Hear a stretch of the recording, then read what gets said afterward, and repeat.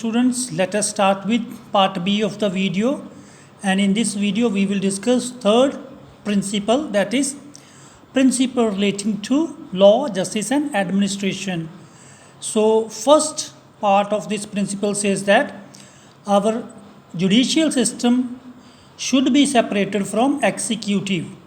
Second says that judges of Supreme and High Court should be free from any type of influence of the government, मीन्स government का supreme court और high court के जजेस के ऊपर कोई भी प्रभाव नहीं होएगा.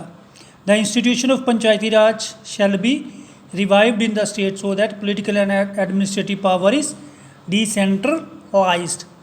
Then these were the principles related to law, justice and administration. Next is principle for international piece.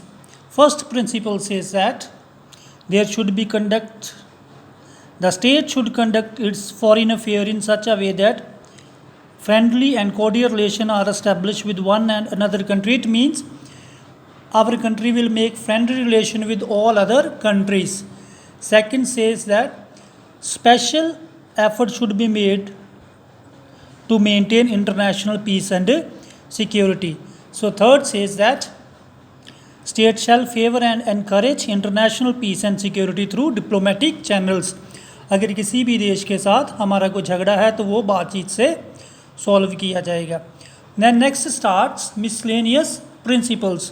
So first is every citizen of India should respect our culture, heritage and protect our historical monuments.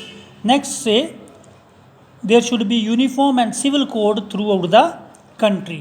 So these are our 5 principles. Now we will talk about the fundamental rights and the directive principles. As you know that directive principles are the guidelines for the government to follow in the governance of the country, whereas fundamental rights are the basic human rights which are very much important for the growth and development of the individuals or the citizens of the country. My dear students, if you violate directive principles, you cannot move to court and court cannot punish you. But if anybody violate your fundamental rights, you can move to court to get justice from the court. Means there is a provision of punishment for the violation of the fundamental rights. So my dear student, fundamental rights are very, very important. So with this our chapter is over. So I hope you have understood the chapter. Now your homework will be, you have to read the chapter thoroughly.